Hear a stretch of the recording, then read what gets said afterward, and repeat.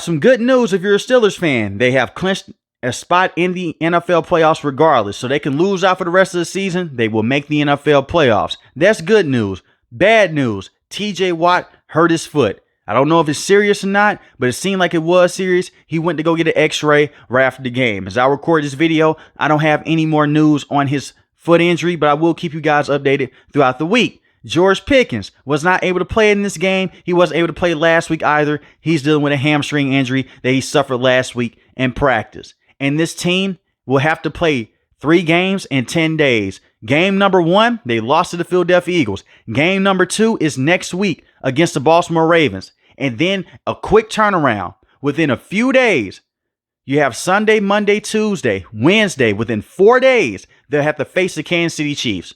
That is ridiculous for any team. And the same goes with the Kansas City Chiefs. Patrick Mahomes is dealing with an ankle injury right now. And the NFL wonder why players are always injured. Because of crap like this. 3 games in 11 days.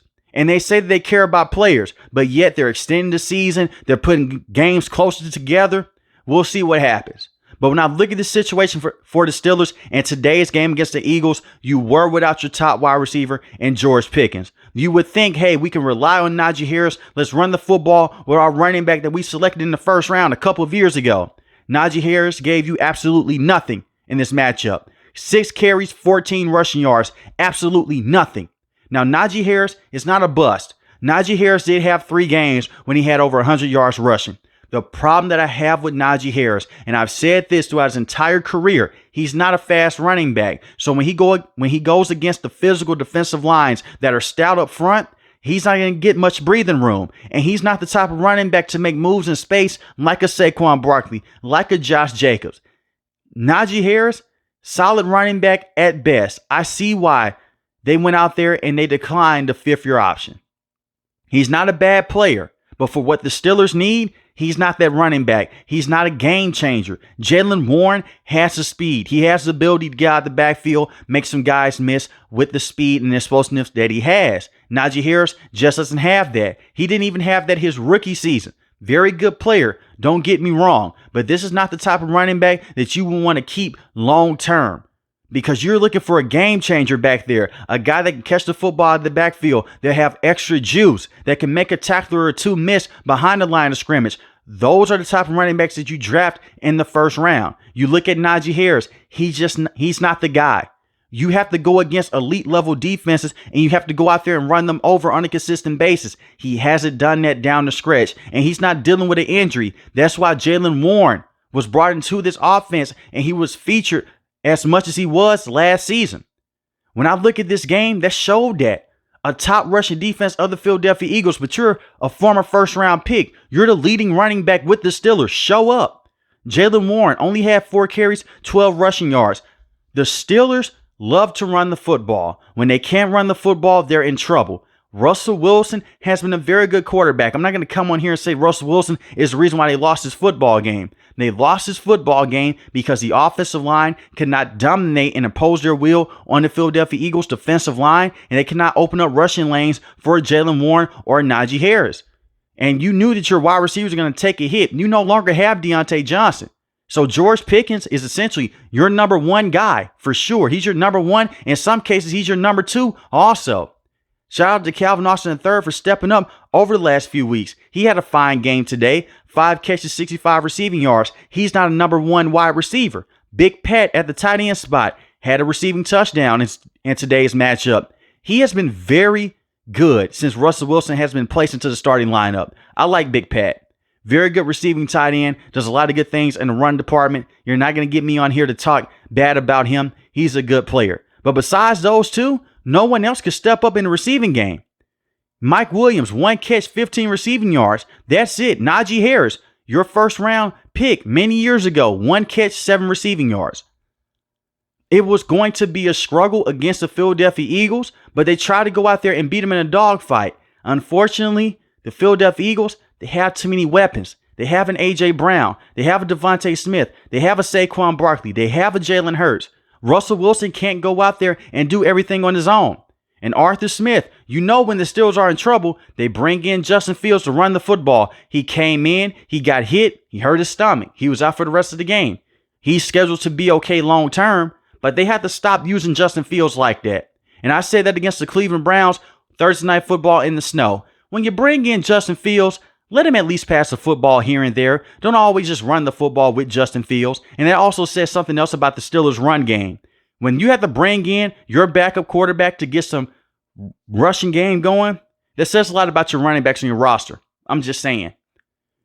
When I look at this running back room, I'm not confident in them in the NFL playoffs. Najee Harris had those 3 good games against the New York Jets, Las Vegas Raiders. Against the Washington Commanders, he only averaged 3.5 yards a carry. Hopefully, George Pickens can come back, but this is going to be a quick turnaround for him. He's not going to get that extra day of rest because his team plays on Saturday. And if he can't play on Saturday, more than likely he won't play on Christmas Day against the Kansas City Chiefs. This can get tough for the Steelers. They could be on a possible 3-game losing streak. I don't think that's going to happen. I think that they will go on the road. They'll take care of business against the Baltimore Ravens, and they may upset the Kansas City Chiefs. We will see. We will see. I'm not going to fully come on here and sell my stock on the Steelers. I still think they're a top-tier team in the AFC with their pass rushers as long as TJ Watt's able to stay healthy. And as long as they can have those offensive pieces stay healthy on that end and the offensive line can continue to take care of Russell Wilson, they will be fine. It's no reason for me to come on here and overreact to this game. Well, certain aspects of it. I will say this. Their secondary is a problem. In this game, Jalen Hurts did not have a good game against the Carolina Panthers a week before. One of the worst defenses in the NFL. Jalen Hurts came out today, 25 of 32, 290 passing yards, 2 passing touchdowns. This is why I did not cover this story. The national media came out and they made it seem like Jalen Hurts and A.J. Brown hated each other. As soon as they get a touchdown, they're dancing. And they had their connection going all night long. When I looked on the field today, I could have sworn that they had 2 Jerry Rices on the field. They had A.J. Brown and they had Devontae Smith. I thought I was seeing 2 versions of Jerry Rice because this secondary could not stop them. Terrell Austin, defensive coordinator, who has done a very good job this season. He found a way to go out there and stop the rushing attack with the Philadelphia Eagles, but he forgot about their pass catchers. You forgot about Devontae Smith. You forgot about A.J. Brown. A.J. Brown, one of the best wide receivers in the NFL. 8 catches, 110 receiving yards this game, 1 receiving touchdown. Devontae Smith, 11 catches, 109 receiving yards, 1 receiving touchdown. Kenneth Gainwell, 3 catches, 40 receiving yards, and he's the running back. If you was to slow down A.J. Brown and slow down Devontae Smith, it would have been a closer ball game. And the defense went out there. They had a fumble early on. Then the Steelers went 3 and out. They punted the ball back. They got a muff punt. It pushed them into field goal range. And then the players got into a bit of a skirmish in the back of the red zone. They put the flags on the Steelers. The Steelers got 2 penalties off of a fight. Usually it's 50-50. The Eagles would get a penalty. They would give the Steelers a penalty. That wasn't the case in this matchup. The Steelers got both of them. I'm not going to even blame the Philadelphia Eagles for that. It's just players being stupid. Chill out. The Steelers have done a lot of that dumb crap this season. They did that against the Denver Broncos. They did it against the Cleveland Browns. They did it against the Ravens. Chill out with the dumb penalties. It's an out-of-play penalty. You're putting your team further back. And you're putting an offense further back when they can't go out there and score on a consistent basis without their top wide receiver and George Pickens. So little situations like that is not on Coach Tomlin. You don't teach that crap in practice. You break it up. I understand being aggressive. It's after the play. Let it go. The player just ran over to Quinion Mitchell and just bumped into him and pushed him for no apparent reason. And if one of your teammates, if he's in the skirmish by himself, hey, go over there and try to break it up. Show some maturity. I understand it's a game of emotion. You don't want to put your team behind the 8 ball because it pushed the Steelers back and they had to settle for a field goal. They could have possibly got a touchdown in that situation and it hurt them. That's how we got to 13 points on the day. Because of dumb stuff like that, you can't put yourself in bad situations with dumb penalties going against a great oil machine like how the Philadelphia Eagles are. They are a great football team. You can't go out there and have costly penalties. And speaking of penalties, Joey Porter Jr., solid on the day. Didn't have many penalties.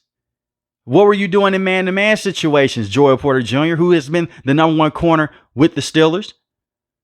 I saw this man give up big plays to Jamar Chase. I've seen him give up big plays to T. Higgins.